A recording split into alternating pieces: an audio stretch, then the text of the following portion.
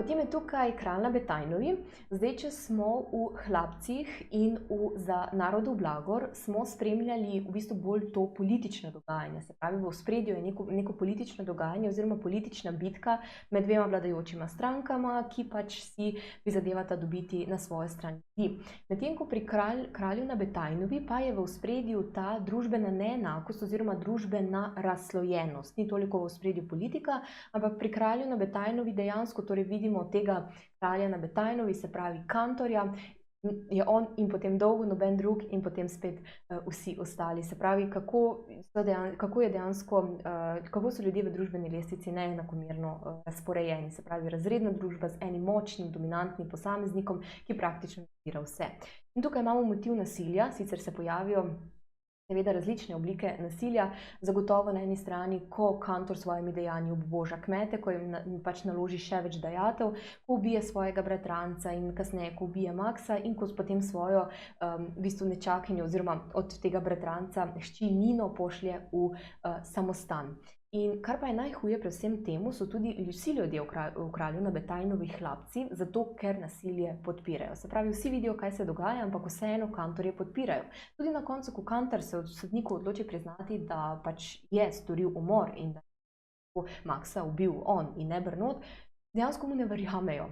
In potem je dejansko Bernot obtožen za njegov zločin. Se pravi, vsi ljudje okoli njega to nasilje podpirajo. Potem imamo motiv greha iz preteklosti zopet, se pravi vse, kar je kantor naredil grdega v preteklosti, torej vključno z ubojem svojega bratranca, z obubožanjem recimo kmetov, ampak ta motiv greha iz preteklosti v bistvu se ga da hitro pozabiti.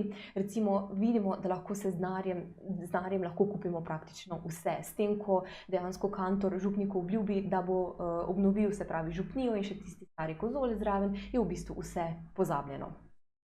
In tu dejansko vidimo, na kak način kantor zelo dobro opazuje celotno množico. Večkrat se pa tudi v maturitetni izpitni poli kasneje v bistvu pojavi navodilo, da morate konkretno literarno delo, recimo našega kralja na Betajnovi, primerjati z enim večjim svetovno znanim delom, recimo s Shakespearjevim Hamletom. In tako v kralju na Betajnovi kot v Hamletu lahko vidimo zelo veliko podobnih si motivov, zato bomo zdaj v nadaljevanju te motive v bistvu pogledali.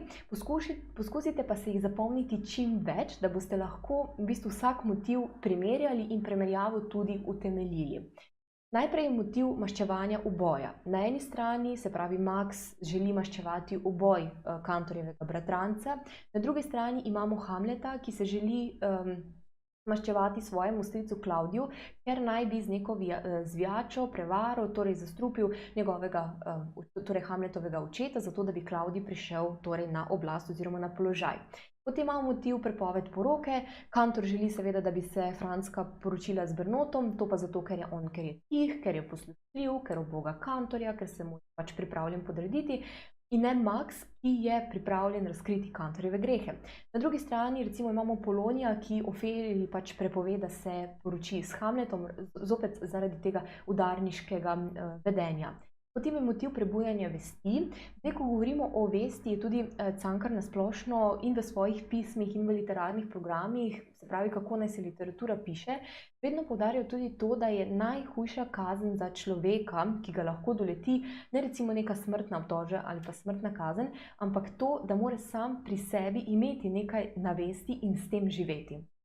In motiv prebujanja vesti lahko vidimo torej v kralju na Betajnovi, ko dejansko Max dobesedno z nekim javnim linčem kantorju napove, da bo razkril vse njegove grehe iz preteklosti in ljudem pokazal, kakšen je v resnici. Na drugi strani pa recimo Hamlet, ko bi lahko Klavdija usmrtil, ko že ima meč v rokah, tega ne stori, ravno zaradi tega, ker je vest v človeku, pač ker nas vest peče, veliko bolj hujša kot pa recimo smrti same, ker smrt v tem primeru bi bila odrešenje.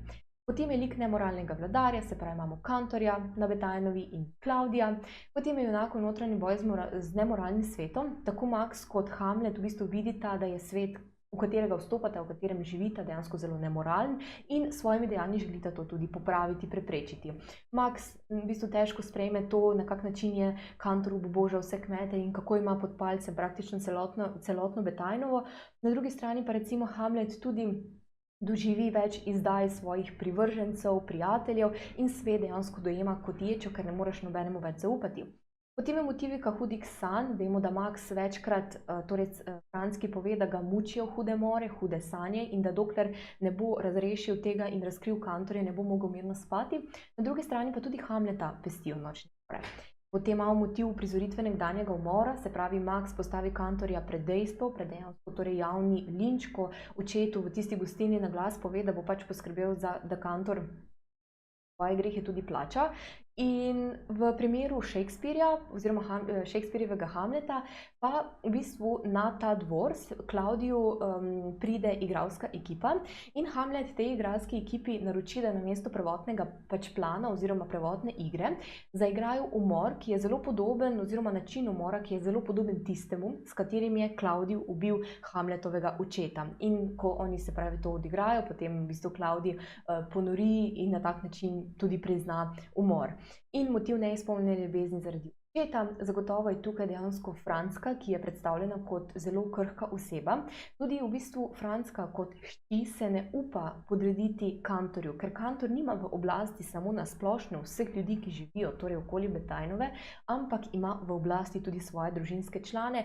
Vidimo, da tudi njegova žena Hana mu ne upa enostavno oporekati. In Franska se očeta boji, nanje je dejansko zelo navezana in vprašanje, če bi prišlo do tega, če bi Franska recimo res z Maxom pobegnila ali bi ostala doma. In seveda tudi Ofelija, torej Hamletova ljubezen Ofelija, je krhka, torej je šibka, ni se pripravljena v bistvu boriti za svojo ljubezen in na koncu stori tudi samomor. Mislim, da ko Hamlet ubije njenega brata ali očeta, nisem zdaj pravno prepričana.